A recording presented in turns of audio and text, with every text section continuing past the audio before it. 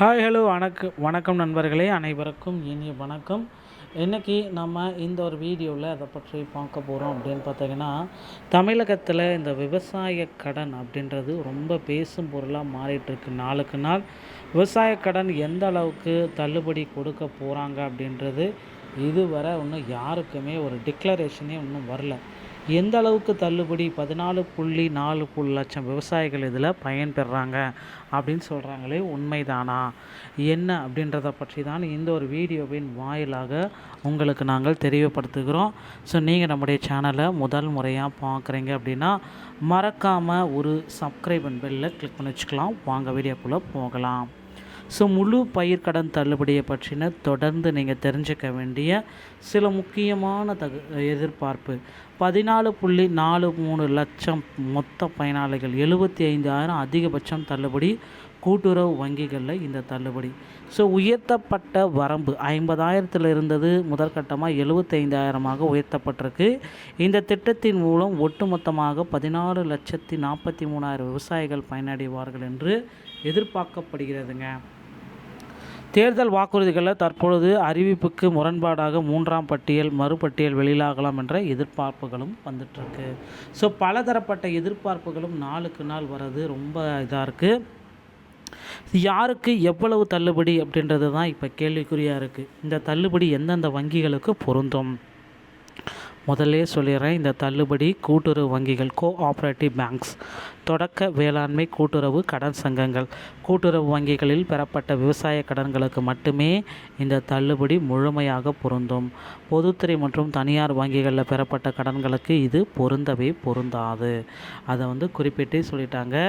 யாருக்கு எவ்வளவு தள்ளுபடி, இது தாங்க இப்போ கேள்விக்குறியாக இருக்குது. ஸோ முதற்கட்டமாக பார்த்திங்கன்னா 50,000 கொடுத்துருக்காங்க. திருத்தப்பட்டது 75,000. மீண்டும் கூட இதை திருத்தி அமைக்க வாய்ப்புகள் இருக்குது. ஸோ 5 ஏக்கருக்கு உட்பட்டவர்கள் அப்படின்னா 100% தள்ளுபடி 75,000. 5 ஏக்கருக்கு மேலே 50% தள்ளுபடி. மீறப்பட்ட வாக்குறுதி 35,000 மட்டுமே தள்ளுபடி. ஸோ 75,000க்கு மேலே உள்ள கடன்கள் 35,000க்கு மட்டும்தான் தள்ளுபடி. 75,000க்கு கரெக்டாக இருக்கிறது 100% தள்ளுபடி. 1 லட்சத்துக்கு மேலே கடன் போட்டவர்கள் முன்னர் 5,000 மட்டுமே தள்ளுபடி இருந்த உச்சவரம்பு தற்சமயம் 35,000 மாற்றப்பட்டிருக்கு. ஸோ தள்ளுபடி வரம்புகள் அப்படின்றது எல்லோருமே பார்த்திங்கன்னா ரொம்ப எதிர்பார்ப்பு. ஸோ உங்கள் பெயர் உள்ளதா என்பதை நீங்கள் செக் பண்ணிக்கணும் உடனுக்குடன். இது இல்லைனா பார்த்திங்க அப்படின்னா நேரில் செல்லுங்கள். நீங்கள் கடன் பெற்ற கூட்டுறவு வங்கி அல்லது தொடக்க வேளாண் சங்கத்திற்கு நேரடியாக செல்லுங்கள். பட்டியலை சரிபார்க்கவும். புதிதாக வெளிப்பட்டுள்ள 2வது பட்டியல் செகண்ட் லிஸ்ட்டில் உங்கள் பெயர் இருக்கான்றதை செக் பண்ணிக்கோங்க. இல்லை அப்படின்னா மேல்முறையீடு, உங்களுக்கு முழு தகுதி இருந்தும் பட்டியலில் பெயர் இல்லை என்றால் உடனடியாக நீங்கள் மேல்முறையீடு செய்ய தகுதியானவர்கள். ஸோ தேர்தல் வாக்குறுதிகளில் குறிப்பிட்டது இது நடக்கலை. கூட்டுறவு வங்கிகள் மற்றும் தொடக்க வேளாண் வங்கிகளில் இந்த தள்ளுபடியை கொடுக்குறோம் அப்படின்னு சொல்கிறாங்க. ஸோ கடன் பெற்ற வங்கிகளுக்கு நீங்கள் செல்ல வேண்டும். ஸோ போராட்டங்கள், கள நிலவரம் அப்படின்னு பார்த்தீங்கன்னா தொடர்ந்து போராட்டங்கள், முழுமையான போராட்டங்கள், நிவாரணம் கோரி விவசாய சங்கங்கள் மீண்டும் போராட்டங்கள். 35,000 உச்சவரம்பு. சிறு மற்றும் குறு விவசாயிகளுக்கு ஏமாற்றம் மட்டுமே முன்னுரிமை, மற்றவர்களுக்கு பேரிழப்பு. 2021 ஒப்பிட்டு பார்க்க தொகுப்புடன் ஒப்பிடுகையில் தற்போதைய ஒதுக்கீடு மிக மிக குறைவு. தேர்தல் வாக்குறுதிகளில் நிலவும் ஏன் இந்த இடைவெளி?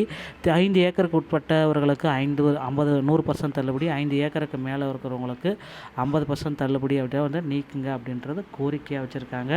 விவசாயிகளின் தொடர் அதிருப்தி, ஏமாற்றம். ஸோ நகைக்கடனும் பார்த்திங்கன்னா இதோடைய தள்ளுபடி விரைவில் இதற்கான அறிவிப்பு வெளியாகலாம். ஸோ 3ஆம் கட்ட பட்டியல் 14.43 லட்சம் பேருக்கு இதில் பலன் கிடைத்தாலும் தேர்தல் உத்தரவாதத்திற்கு தற்போது அரசாணைக்கும் உள்ள இடைவெளியில் அதிருப்தி ஏற்படுது. இதனால் 3ஆம் கட்ட பட்டியல் விரைவில் வெளியாகலாம் அப்படின்றது எல்லோர் மத்தியிலுமே எதிர்பார்க்கிறது. ஸோ விவசாயிகளின் அதிருப்தி, தொடர்ந்து போராட்டங்கள், ஏமாற்றங்கள், பாகுபாடு இதெல்லாத்தையுமே பார்த்திங்கன்னா அடுத்த கட்டத்துக்கு நிகழ்வுக்கு கொண்டு போகுது. தற்போதைய அறிவிப்பில் விவசாயிகளிடையே பாகுபாடு காட்டுவதாக தமிழ்நாடு விவசாயிகள் சங்கம் உள்ளிட்டோர் குற்றச்சாட்டுகள். அரசாணை மூலம் வாக்குறுதியை முழுமையாக நிறைவேற்றாவிட்டால் மீண்டும் பெரிய அளவிலான போராட்டங்கள் நடைபெறும். ஸோ காத்திருங்க, 3ஆம் கட்ட பட்டியல் விரைவில் வெளியாகும். தொடர்ந்து இருங்க. உங்கள் கூட்டுறவு வங்கி சங்க செயலாளர் அல்லது வங்கி மேலாளருடன் தொடர்ந்து இணைப்பில் இருங்க. அரசாணை அதிகாரப்பூர்வ ஜீவோ வெளிவரும் வதந்திகளை நம்ப வேண்டாம். நேரடி வங்கி தகவல்களை பின்பற்றுங்கள். இந்த ஒரு வீடியோ உங்களுக்கு பிடிச்சிருந்தால் நீங்கள் நம்முடைய சேனலோடு இணைந்திருங்கள். நன்றி, வணக்கம், தேங்க்யூ.